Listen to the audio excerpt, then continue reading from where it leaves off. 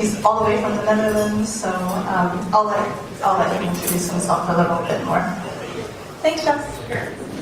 Okay, audio? Yeah, that's work. I'll be walking about quite a bit because that's what I like to do. I'm Jos Weyers. I'm going to talk about impressioning. I'm a member of Hack 42, which is a hackerspace in Ireland, which is also a hackerspace in London. And those are actually not my words, those are the words from Hackaday. They took a tour through Europe to look at hackerspaces, and when they saw this, they said it was awesome. So what can you agree with that? Furthermore, this is one of my brainchilds. It's Beehive Corporate Tech Campus, where that's a foundation that's currently in progress of purchasing this awesome piece of real estate to turn it into an international hacker hub.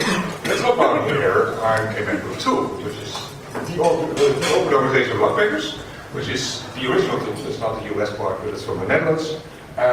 We founded, Barry Wells founded this basically after SSDev did the hack to turn it into a sports group to make it able to carry a pitch without getting arrested, shot, or whatever.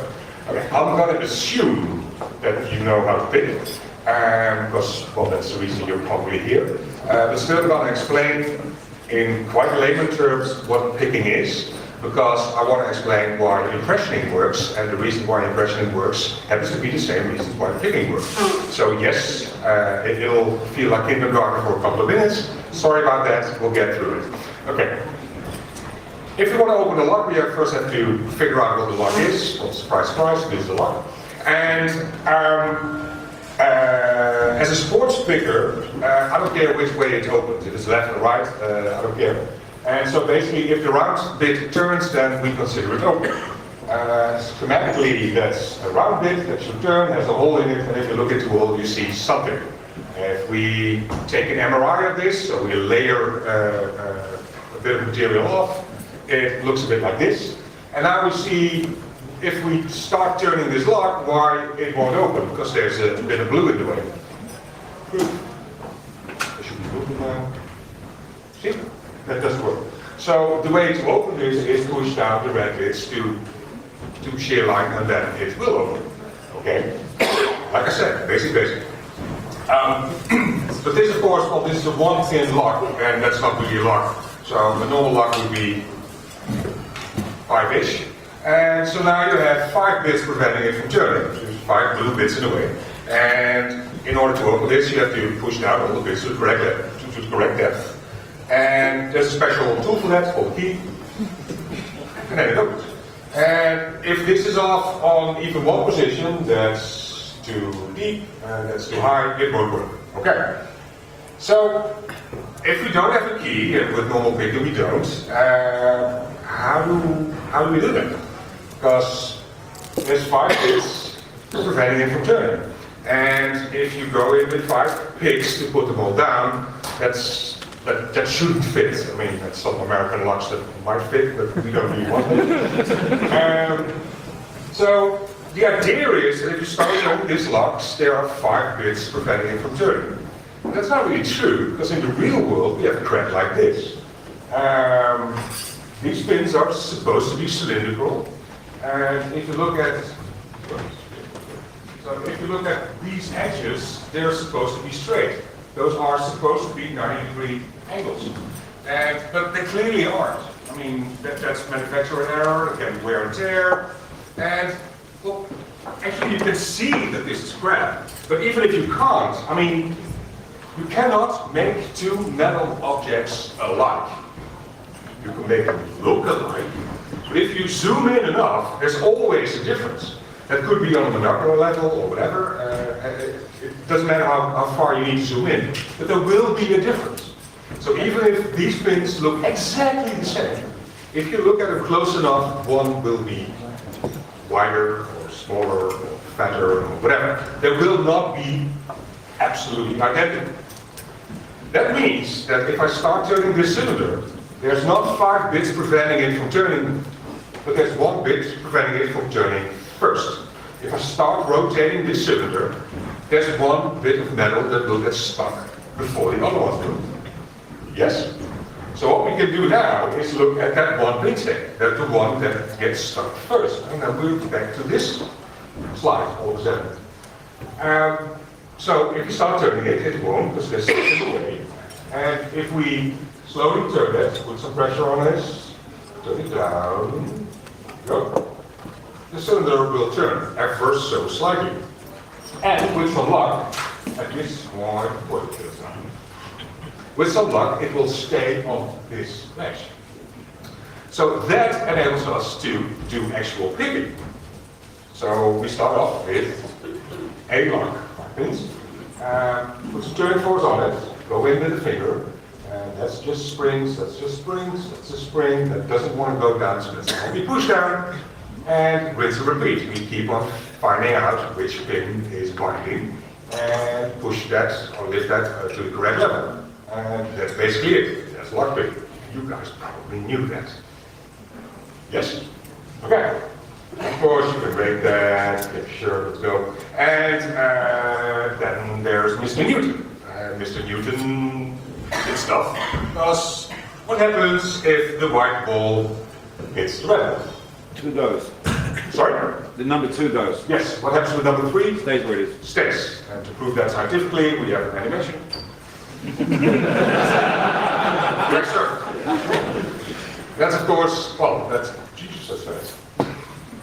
Okay, it's weird. And those colors were not shown in the yes, of course, because if we can get in with a apparatus and hit all the pins at the same time, they'll start behaving like lily balls, and so the red one stays, the blue one shoots off, and at the correct, now it's open. So if you time it correctly, that'll work. And of course, I mean, there are tools for that. Yes, bumper, big guns. But, well, it's called a gun. It looks like a gun, especially on an X-ray. So getting through customs is interesting. If you want it faster than that, you can have it. But then that's a vibrating rod. So get me other questions.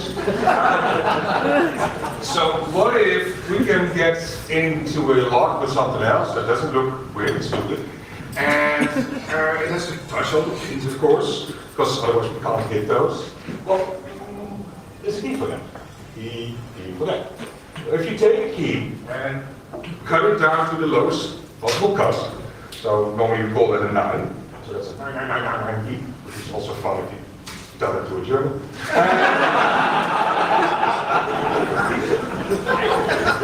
And you have to take a bit off the shoulder, otherwise it can't move. So you see there's slack in there. So if you push that key, it goes down a bit. So there's some movement there. If you whack that key hard enough, there we go.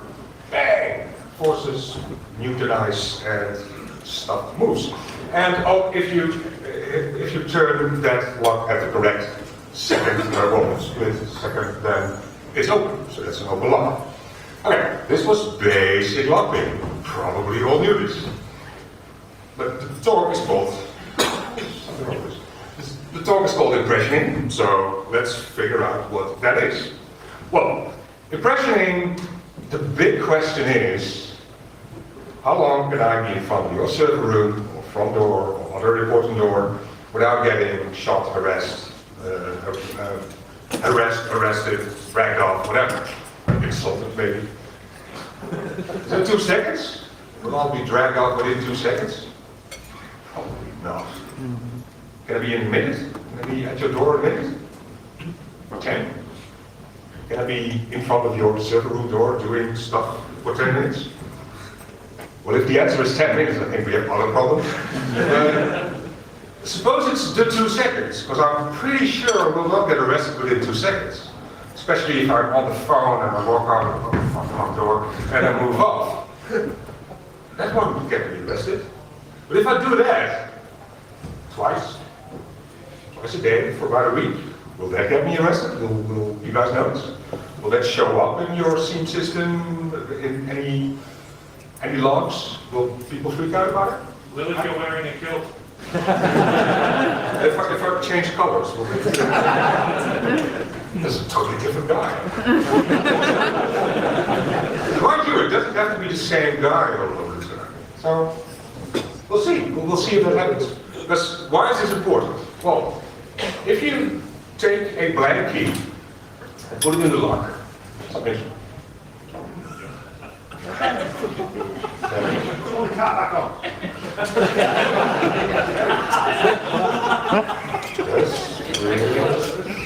It's a cute thing. Kills the RFID blocker.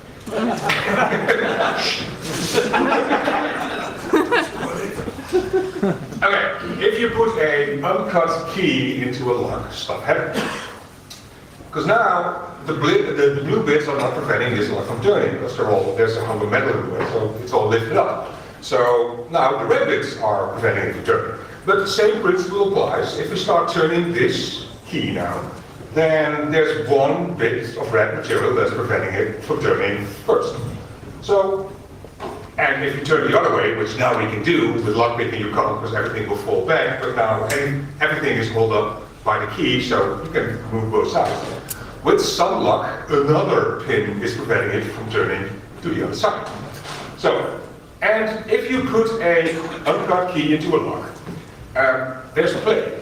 You can still move your key about a bit. And if it would be a completely snug fit, then it would be quite hard to fit in. Especially after a long night drinking, that just would not fit. Well, it would fit, but it's hard to squeeze in. So there is play, and well, there's wear and tear. So what you can do now, if you take this key, it's possible to move that key up and down. If you do that while turning the key, so first you turn the key, so one pin is binding, and then move your key up and down. On position 1, 3, and 5, the only thing you're pushing up is that spring. Well, and a bit of gravity, but that's negligible. But on position 2 and 4, that pin doesn't want to go up because it's pushed to the side. So the force at this point is considerably higher than on that point. Does that make sense? So what happens if you do this a couple of times and you look at the key up close, you will see marks at the spots where there was more pressure on the key. So, and it looks a bit like this. The results might vary. You might need some magnification aid and some illumination to actually figure it out. Top picture is UV lit. Some people like that. I have to be not one of those people, but some people do. And what you do, you figure out where those spots are that you just created, and on those particular spots you take off a bit of material. Well, might be scientific value a bit. How much? Well, it depends. I mean, if you know your brand and model of your lock, you can get online and figure out what the possible depths are. And of course, well, then you can use calipers to figure out how deep you can go. Okay, well, now that's not a working key by far. So we rinse and repeat. You put that same key in again and start turning. So nothing really changed that much. So that key is, that pin stack is still binding, so that will mark. So is that one, that will mark. So if we look at the key after the wiggling, there will be marks in the values we just created. And those will look a bit like this. Okay, we'll get to that, hopefully. And what we do then, you see the marks in the values we just created, we take off even more material. Okay, rinse and repeat. This will take a long while. What happens if you start turning now is on this position, that pin stack is on the correct depth. So that won't mark. So, because this pin stack is not the pin stack that's preventing it from turning in any direction, because this key is locked open. So we have a 20% open lock, or ish. So, with some luck, another pin stack will prevent it from turning. So, because that this position, nothing changed, so that's still marking, and there's a new one. So, and that looks a bit like this. And with some luck, this is the original key. This is the key that I got. And it looks a bit weird, because I use a round file. Well, I use rectangle, but which is round. So it looks weird, but if you look at the important bits, I mean, the bits where your pins are actually touching your key, it works, right? So this is a working key. And if you're any good at this, you win. And now it's time for a demo. Yeah. Whoa. Actually, what, 37 seconds?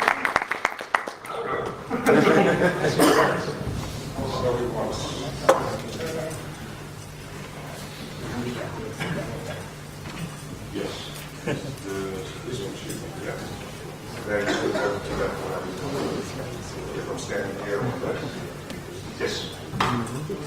Looks weird now. Okay. We have a blank key in a holder. Let's see if we can show you what a blank key looks like. Sounds stupid, but that's.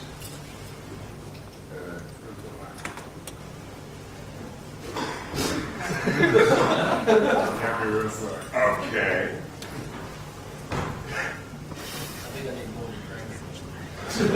This is stupid. Okay. It's never good for us. Okay, let's just move it closer. See, there's a bit of a lunar.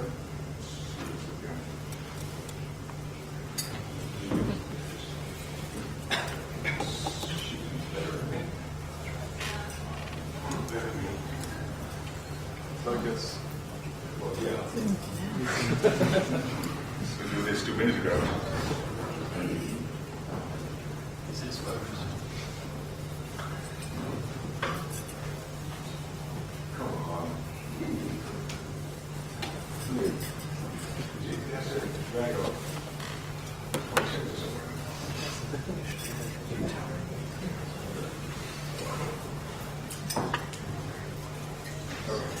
Well, you can see, hopefully, that the edge of this key is kind of rough. It's a bit of a lunar surface. And if you want to find very tiny marks on that, that's going to be hard. So what I do, I cheat a bit, because I can. This is the same brand and type of lock as the one on Money Attack. It's an Ambus, and Jorskna, a tool manufacturer, he made this.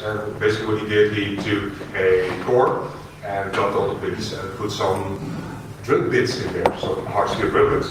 What you can do then is put your key in, turn it a bit, and this will make marks at the spot where the pins are supposed to be.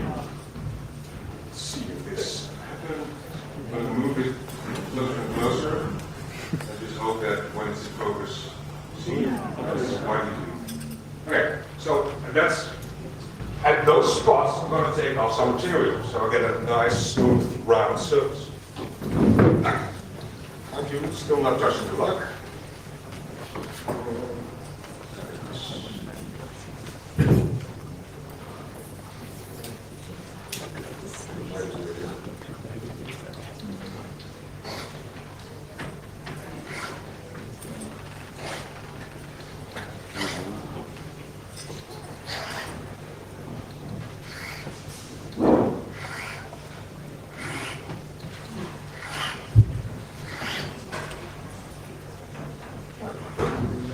Okay. Now,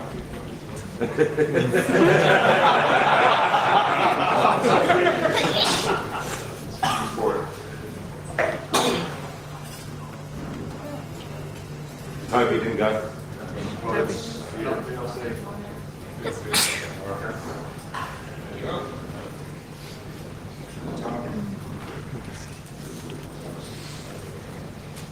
Okay.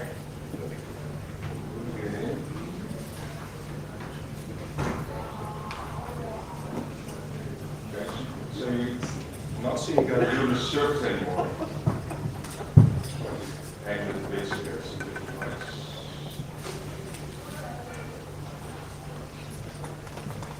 Make sense?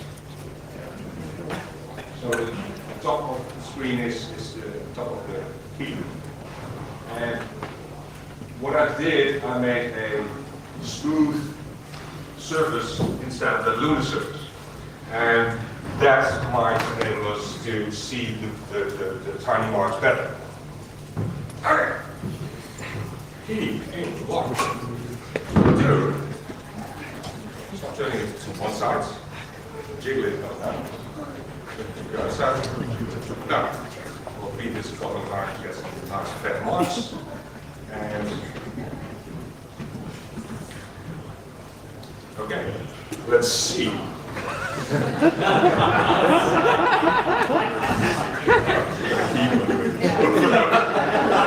Who's Abbott? Who's Costello?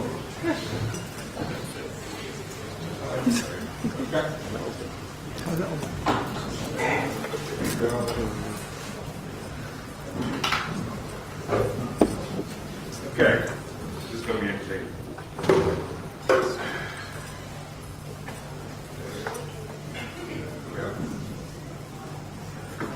Subject again. Position number one, not completely in the middle.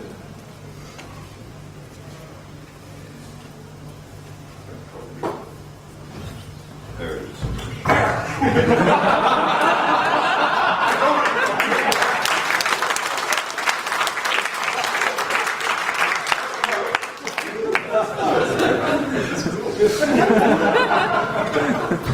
There's another one. I'm not going to show you guys what's going to be. Let's see. So we need to look at it from up close. You can have magnification aids and probably some lights. And this goes. Let's see something on position number one.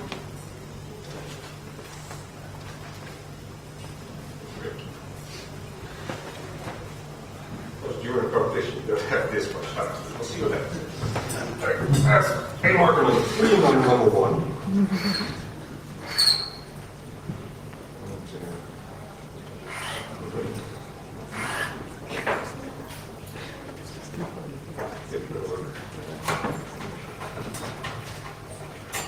So, this rinse and repeats.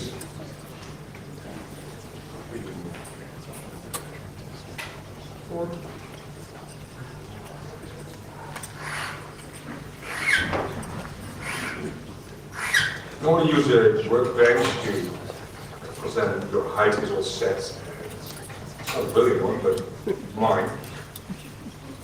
So I know what things are here are.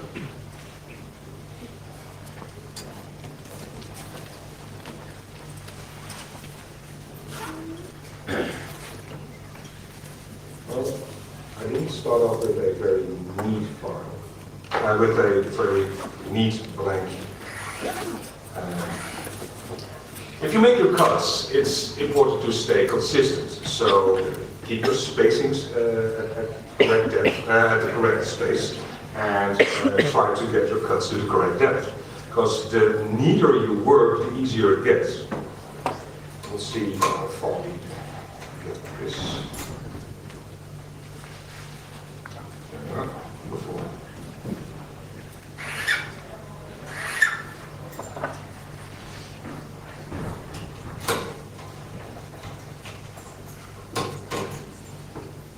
Of course, while doing this, stuff like maximum adjacent cuts are out of the window because you're probably you're not allowed to put a 1 next to a 9. But of course, if the actual cut would be a 9 and a 9, if one of those won't mark until the end, then you end up with a 1 next to a 9. Technically, you could start filing that down because, well, you know it can't exist in the real world. But then again, are you actually going to take that risk? Does that make sense? Yes. Okay. For some people that does.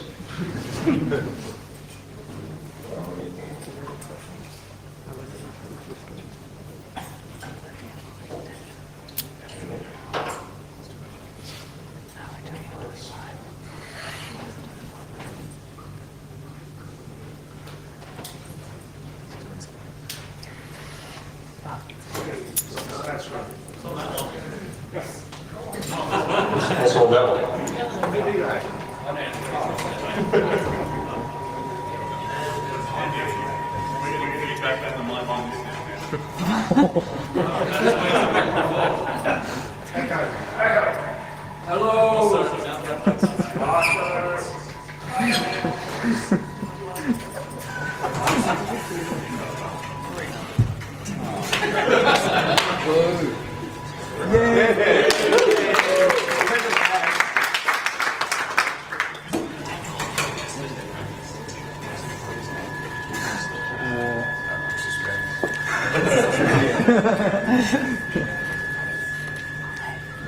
It's not annoying at all. This is so tricky.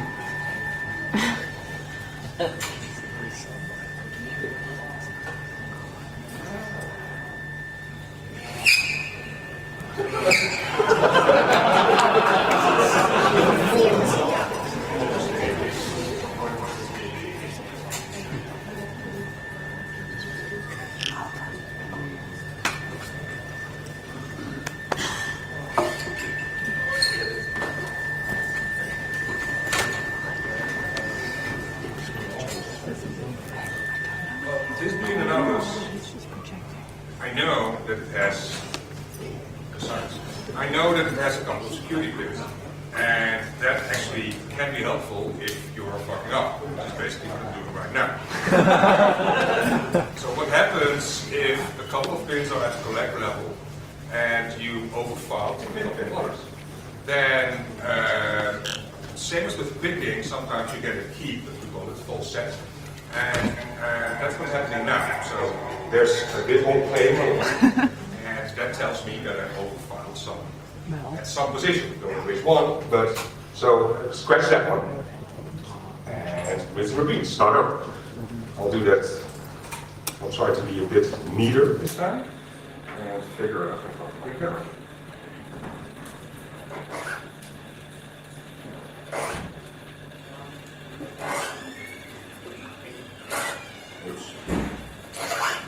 Neatness is out the window.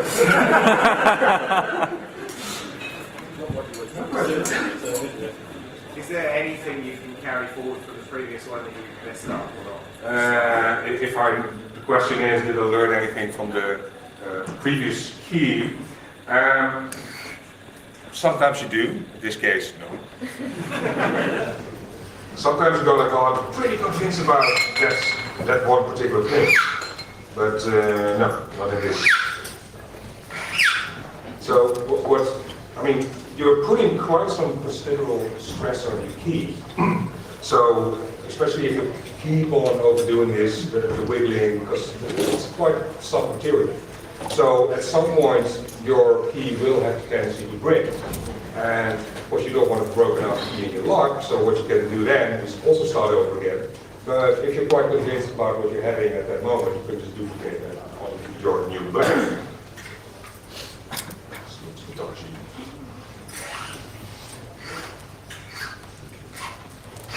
How long have you been doing impressioning?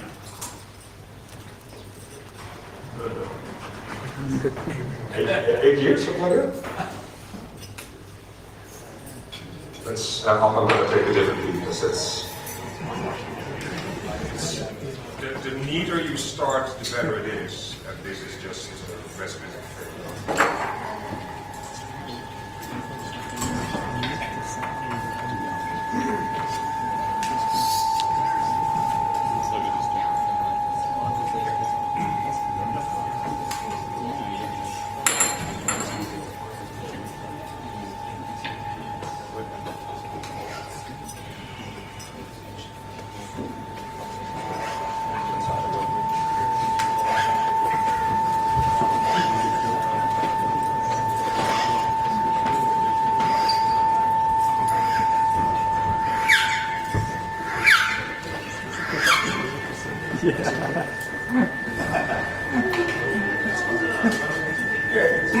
Yes, clean puppies.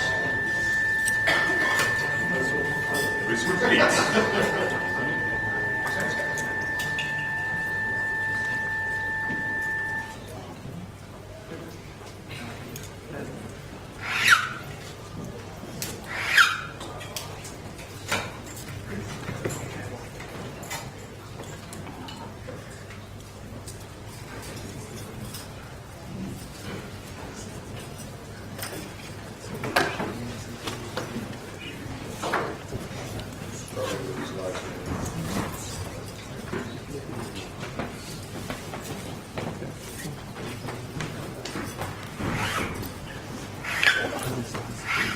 mind you, there are competitions doing this. Normally, the first round takes an hour. And during that hour, about half of the field opens. So it could be quite a long start.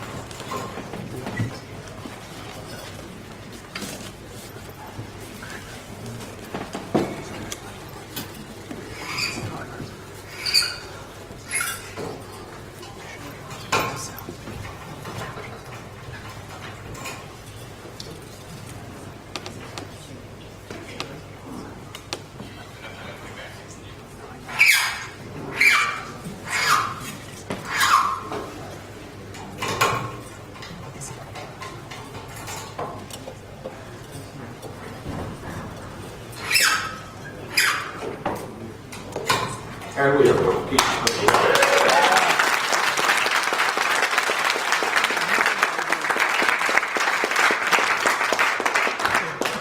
Okay.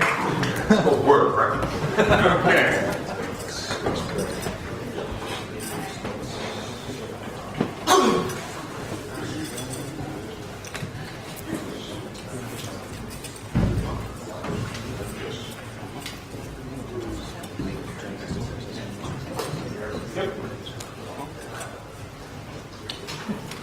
This is not a new technique. And this is an old reference, not the oldest one, but it's a nice one. I've been giving this talk for quite some time now, in various forms. And at DEFCON, I asked the audience if anybody knew this guy, Tickle. Tickle was the FBI's NDE guy, non-destructive entry. And what he did quite a lot of stuff, but he also was known for impressioning. At his first assignment, they wanted to plant some bugs in the house of a mafia boss.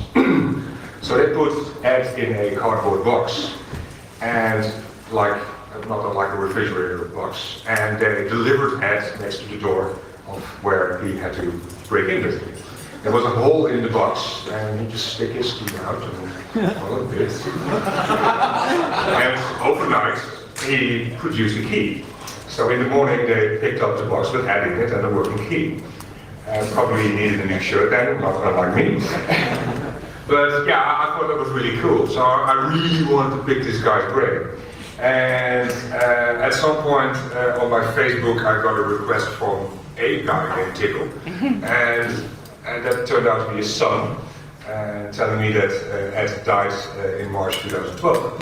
And a lot of his knowledge he passed on to his son, except the impression.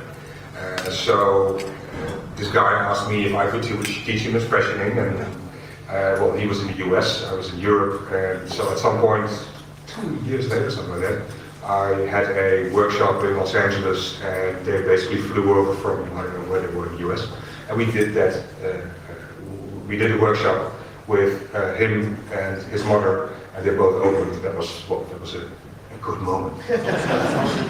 So yeah, if you want to learn this, it helps to have visual aids. This is a book by Oliver Dietrichson. It's like I said, it's not new, but Ollie took quite a while to make this book and to actually look at what's going on and why does it work. Well, it's called Impressioning. Impressioning. This is the German version. There is a English version of it, but that doesn't really matter because it's about the pictures. And it has very good close-ups, and you can see also personal difficulties. because a dimple key is basically a pin stack that moves up. And initially we tried to make those depths with a Dremel tool, but that's messy and it's hard to scale. So then we figured out if you file across the key, it looks like a charm. And actually it looks funny, but I mean, dimple keys are normally very easy to impress. That's quite cool. Yes, you will have to do it on the sides as well, but well, same principle applies. And the book even has pictures by the Kriminalischen Prüflabor, which is basically CSI in Germany. Okay, in order to do this, you need some stuff. Like calipers really help. I mean, if you're not sure if your depths are good, then well, stuff takes longer. I really like this group in because it kind of wraps around your key, so and you can just visually look where you're going. But of course, a normal caliper definitely works. Files. I prefer a red tip, and I know a couple of locksmiths who say, no, it has to be a bit. Well, sorry, I mean, whatever. I understand that a locksmith, and with a pivot file you can make all the things, because if you guys who don't know, a pivot is a drop shape instead of round. So you can make the ledges, you can make beautiful. And with the round file you can only make round forms. But as a speed impressioner, if I just grab my file, I don't want to align it, so it has to hold it this way. And because it's round, I don't have that. So I go for a round file. Coarseness, Swiss cut number 4 seems to be the good minimum. And because if it's too smooth, then you'll get, if it's too fine, you'll get a very shiny surface. And on a very shiny surface, you'll probably see the marks, even if they're quite tiny. But if you shine a light on that, because sometimes you need a light, then you'll blind it at that particular spot, so that won't enable you to open also. And of course, if it's too coarse, then you still won't be seeing tiny marks, because, well, this is the mark or not. You saw me putting quite some force on that lock, and for that you need to mount it quite sturdy. This might do, but that, I mean, if I take that through customs, I can't take anything else later. And so I use Monfrotto super clamps, which are basically theater clamps, they're probably hanging here as well. But they look awesome, are quite light, and do the trick. Of course, the door might do as well, but, well, customs. Okay, weird questions. This is witness. Keys. You need keys, and you're gonna break a shitload of them while training, which is a good thing. Because suppose you're into car racing and you're racing your car. If you never skid on a track, you don't know where the edge is, right? I mean, because speed racing is going as close to crashing without crashing, basically. Because if you take a safe route, then you're not going to be fast. So knowing when a key breaks is vital information. Because the more pressure you put on your key, the better your marks will be, right?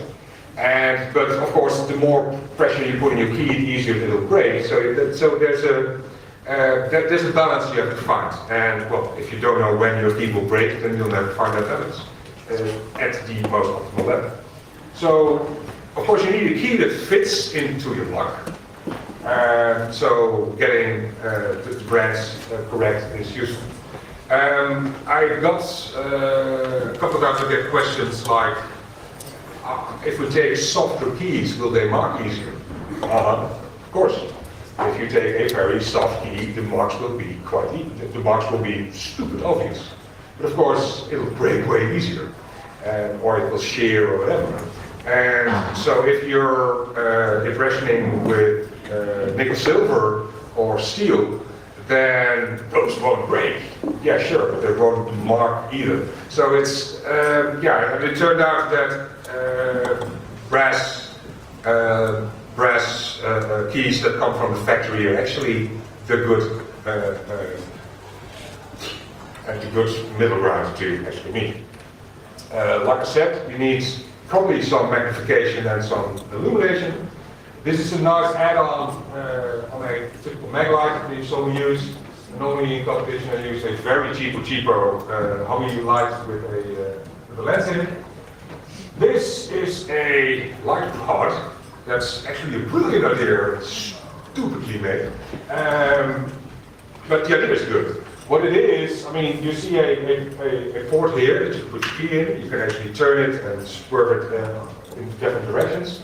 At the back, there's a couple of switches that you can switch from normal light, UV light, yellow light, whatever, and you can mix and match. And there's a port here that has a lens in it. So the idea is to be stupid portable. So you just go in the door and you're not flooding everything with the light. So the idea is brilliant, but I mean, it needs some alterations. One of the things was this seal is made by rubber. And of course, if you're halfway through impressioning the lock, some of the edges are quite sharp. So if you take your key in and out a couple of times with a rubber shield, that's going to be messy, because it'll just tear up the rubber. And then you get black spots all over your key. You go, like I said, a mark is another mark, so taking those off with brushes in, that's also helpful. You will, I've seen some people do this by hand, so you put quite some considerable force on your key. For that I use a grip. And a vice grip, some people say if you start training just use a vice grip. Well, yes and no. I mean, a vice grip, yes, it's cheap, you probably have it laying about. But if you look at this, it's one shape. So if I turn this, the turning motion is in the same plane as the key.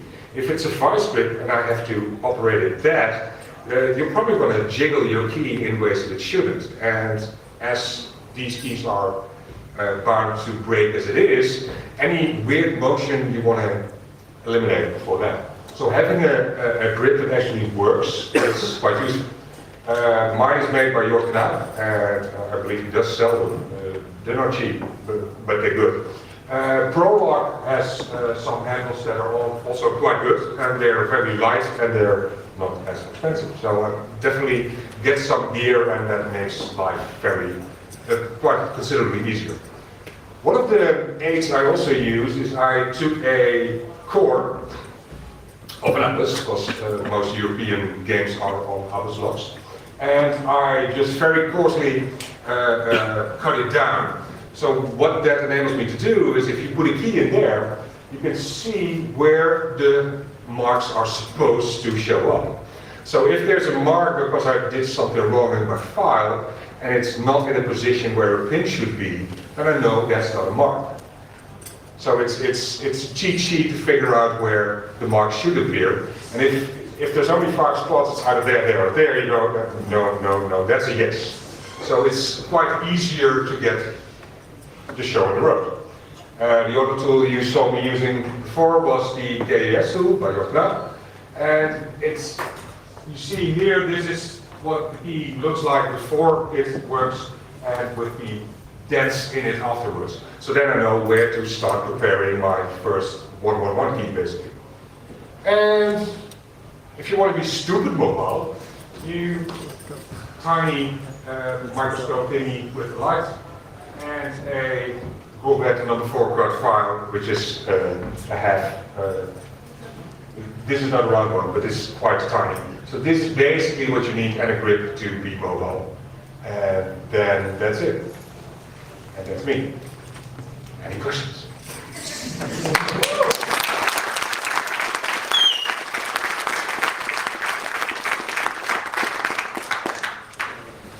So there's more info. Slides will be online at some point, I believe.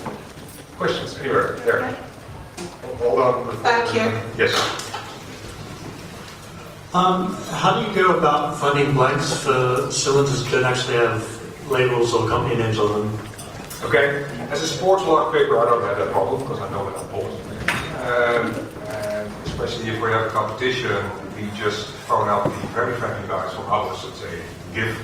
and that happens. But yeah, I do understand what you mean. It's hard. So it's mix and match and try to figure out. I've seen people order stuff on eBay, and so have some tryout keys on you, something like that. You just have a collection of keys. I mean, Barry, he started a door opening service quite some time ago, and he tries to use impressioning wherever possible. So he shows up to a door with no prior knowledge whatsoever, and he just has a massive bag of an assortment of keys. And he just fits, that fits, and he starts firing, which is awesome. But yeah, there's definitely potential of fail, as I so happy illustrated. Any more questions? Yeah, let's go. Hello? Okay. Yes. Do you make any tools? I'm not a tool maker, so Any of your own tools? no. Jorknaap is my go-to tool maker, as you already saw. Well, the filed off core, that was my invention, and I've done that myself. And as you can see, it's done so crudely that, but it still works. I mean, so yeah, it doesn't all have to be high tech, but it sure has to look good. Thank you for the question. There were more. Jesus. Have you tried ink? Ink, yes. Besides the marks? Yes, I did. I hate it. Some people swear by it and they love it. So if you get good results by it, be my guest, do this. It's same as with UV ink and soot and whatever you have. The problem is, yes, marks will show up better. But then if you're repeating and repeating this process, halfway through your key, there will be stuff everywhere. There will be soot or ink, whatever, will be in your block. So if you take the key out, there's spots everywhere. That's confusing as hell. So I've had guys, these guys will stop. So at some point, if they start filing it, they use a bit of sandblast, just make it very dull. And after that, marks just show up magically. But yeah, introducing more material in your lock, for me, no, it doesn't work for me. But well, if it works for you, try it. So a lot of people swear by it, I'm just not one of those people. There were more questions. What's the most common mistake people make when they're learning? When try to be as fast as possible. So consistency is key. So working neatly and keeping a clean work area, and by that I mean the surface of the key, is in essence what you're doing. So if you know how to dial in one possible depth, that will speed up considerably. But first, make sure you can open. So work slowly and work precisely. So working precisely and neatly is the key to do. I mean, sure, you'll break keys, but get care. It doesn't matter. I mean, but working precisely and consistency, that's basically what it's all about. And of course, that's the problem, because in a competition, you want to be as fast as humanly possible. But then you're getting sloppy. So it's a balance, but that's the sport. So. Thank you. Question over here. Just wondering about if there's been any attempts to, I'm imagining spring tension of each of the pins would be something that you'd be able to measure with a special tool, and each pin would be have a different tension. What the spring tension? Okay. So with the pins, yeah. So there's a spring above them that's pushing them down. Yeah, but that hardly matters, because if I turn it, the pin that's stuck will not want to move at all. But without actually turning it, just at the default, like it's. I have no idea, but I'm pretty sure there will be locksmiths in the room that can tell you. Balance pin stacks fuck this up too. Okay. No idea what you just said, but apparently that makes sense. Thank you. The tool you had shown at the beginning that looks a lot like a vernier caliper but isn't, the sort of halfway between a micrometer and a caliper. Yeah. What is that? What's it called? This one? Yeah. This is a Poco 2F from Brooklyn. It's super expensive. Oh. They're quite hard to get, so. But yeah, I like this. I'll just add something to the room. You can buy on eBay a knockoff Mitutoyo thickness gauge, accurate to 2 decimal places per millimeter, 10 millimeter range. It's basically the $10 equivalent of that. Like dial indicator style? Digital reader. Okay. They work really well. Spend the extra money on the metal tip one and then grind them into a V point. So you have a flat anvil and a V point, and it's perfect. Thank you. Actually, the fun part about this one, I mean, if you can't find a knockoff, by all means go for it. I mean, even, I don't care if it's accurate or not. Because suppose, I mean, if it says 8, if there's a 7 there, I don't care. Because what I did was just draw a line where the possible depths are. So if I go, yes, that's a cut. I don't even know which cut. I don't care, it's a cut. And then I have to go to the next line. So that's the way I train. Make sense? Any more questions? I saw more hands at some point. There's one over there. Microphone coming.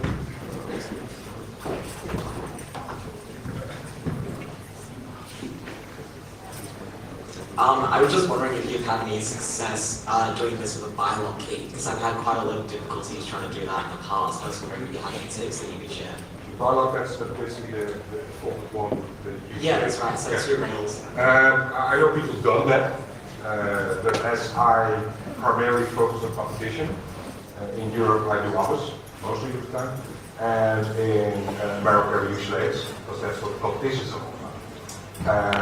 Every now and then I do a different lock, but I didn't do my research on that much. So I only did a complete study of it, and other people are more into that. I'm speed on that particular lock, that's fine. I'm basically a one-trick pony. Quite good at that one trick. Nope, just get them up. Cool. Thank you very much.